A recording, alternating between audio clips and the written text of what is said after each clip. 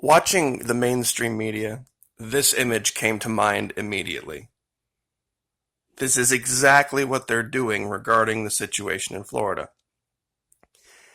There's a story on CNN where, and of course it's CNN, so just bear with me on that, but it's the same story whether it's Fox, whether it's MSNBC, whether it's any of the big news outlets, talking about the quote unquote Florida enigma.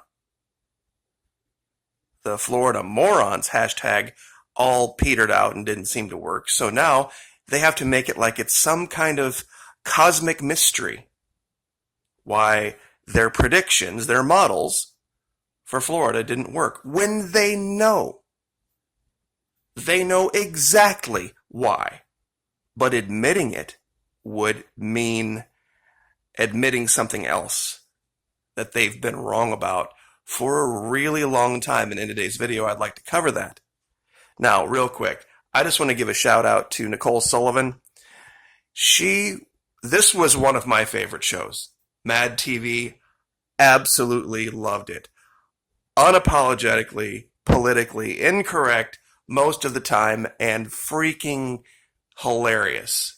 And she was one of the most, I should say, one of the most talented out there. And just to dovetail with yesterday's video and other videos I've done, she's also let's make different choices for our life and see the changes. Success stories. She's not anybody special in the sense that it works for whoever. But this is also why the media had to demonize her. You see, they initially thought they had another outlet other than Saturday Night Live to pick on conservatives, but when this show decided to start picking on liberals, that's when they had to get them canceled. So, anyway, if you're bored with lockdown, and it's pretty much over here in Florida anyway, but if you're still somewhere where it is, check out the old seasons of MADtv. They are absolutely hilarious, and everybody could use a good laugh. Now, what's the big story? Here's the Miami Times version of the same story that's going around all outlets. DeSantis liked the procedures returning as part of phase 1, reopening Florida. And by the way, before I do this, real quick, they're showing these things over here on the right now, these COVID-19 dashboards. And of course, their default page is this. 36,000 cases, 35,000 residents, blah, blah, blah. If you just click through, the only number you need to care about is this one. 23 million people. 23 million people, 6,000 in the hospital, 1,300 deaths. That's minutia. It's absolutely teeny tiny, itty bitty number. And they're saying it's some kind of quote unquote cosmic scientific mystery. Now, in this article, they try to demonize still the incredible success of Ron DeSantis. Epidemiologists are baffled by how the coronavirus pandemic has played out thus far in Florida, but DeSantis isn't waiting much longer to declare his response a win. Even though he literally said, we are still going to be doing things that make sense. With his self-congratulatory news conference, DeSantis sparked new debate. There's no debate. There's absolutely no debate. What we knew to be true came true. Ridiculing scientific models. Lack of scientific certainty. It's horseshit. They know exactly why. And I'm going to share it with you in one picture. This is why.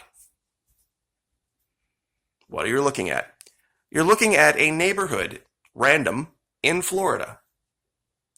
You see, conservatives are the ultimate social distancers. For some, this wouldn't be distanced enough from society. You see, there's a huge difference between using collective financial muscle, like democratic socialism does, to make life good for everyone, and living collectively, like in communes. That's a terrible idea. I've told people before, and I'll say it again. The most valuable part of having a house isn't the house. The most valuable part of having the house is the empty bubble of air around the house, called my yard. And no matter how small or big it may be, when you have that bubble of air on the other side of every wall, that's huge. And this is something that the liberals have demonized for decades and decades and decades. Living out in the suburbs, or even farther out in the country. Their entire model of life, of what they have created value for, has collapsed. And they are never, never, never going to get it back. Because people aren't stupid. They realize we can't social distance in a city forever. Eventually, we have to start mixing and mingling again because we've decided to buy into this liberal nonsense of collective communal living in giant high-rise apartments. Gosh, what could go wrong? If you live in a 30-story apartment building and floors 2 and 3 get caught on fire, or the elevators go out, guess what? The only people who are getting out are the first floor. Everybody above is screwed. I mean, it just argues with logic. And you look at it from, we're at eye altitude, 20,000 feet. When you look even closer, and like I said, this is just random neighborhood. You see how there's just patches of trees everywhere? I mean, you don't have trees between every single lot. But you have this break in living that, and I guess that's just a very poor way of putting it. Between you and your neighbors, you're not very far away if you would need them, but you are still far enough away that you can have privacy. And the reason this is not a mystery, is you see these two people?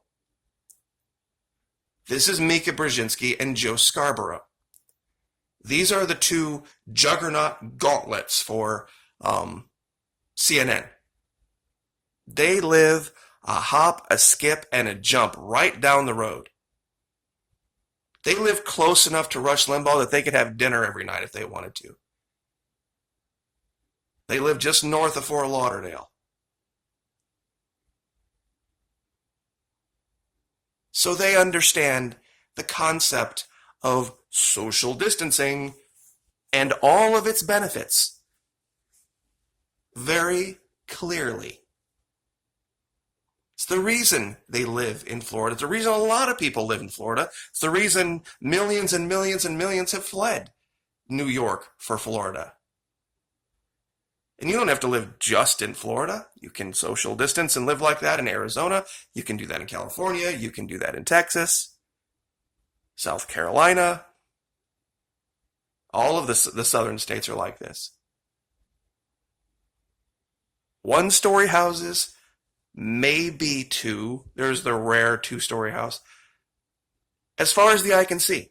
No basements because, of course, the water table's too high. But just sprawl. Absolute sprawl. And you don't have to completely destroy wildlife either. That's another myth.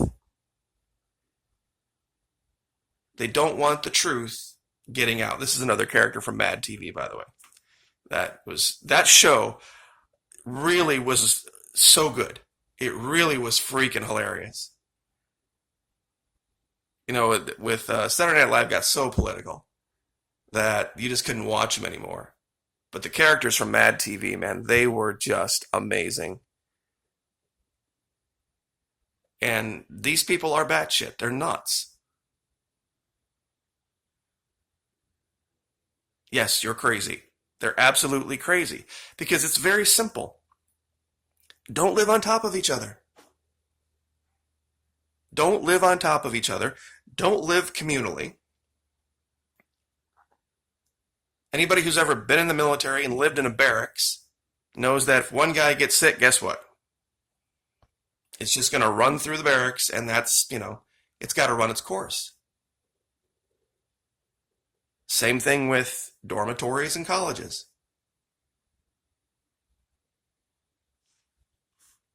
So I just wanted to cover this today, that they don't want to hear the truth. They don't want to hear the truth. Because the truth would then beg other questions. Wait a minute. I thought everybody stacking up in giant cities and living in huge buildings communally was the best way for the environment. And speaking about those of you that think that urban sprawl is bad, if it's done properly, like here, you can have wildlife all sorts of through a neighborhood like this.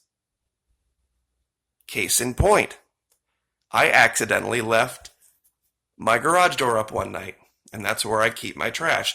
Now I have 2 regular barrels that I just toss the stuff in, and then I have a big covered wheel barrel that I take and put everything in and roll it out to the road on trash day.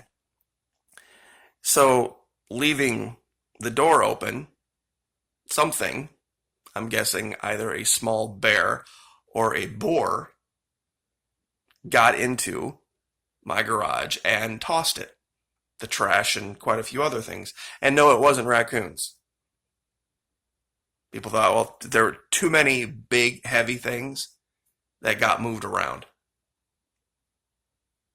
So I'm guessing more than likely, not many stray dogs in the neighborhood. I really don't think possums or raccoons could have done the amount of moving things around, so to speak. And I live in a neighborhood very, very, very similar to this one.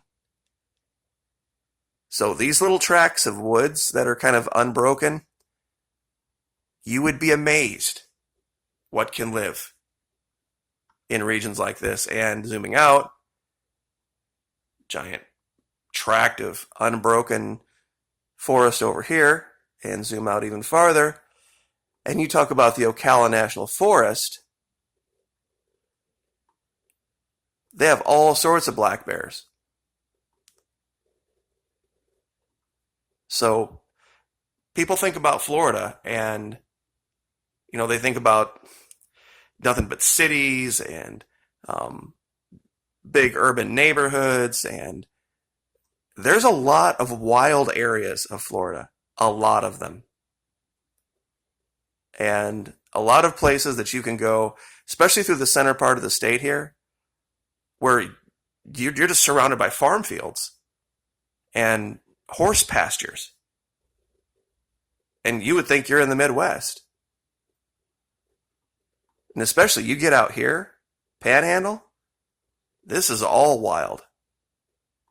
So don't think because Florida has 24 million people that it's some overrun, overpopulated urban environment. It's absolutely not.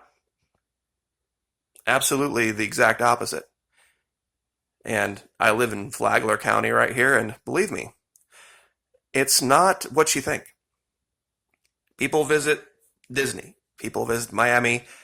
People come to the places where there's hotels, and they get an impression of something when that's really not accurate unless you live here. So I will leave it there. Hope everyone has a good week. Like, share, subscribe, and we will see you next time.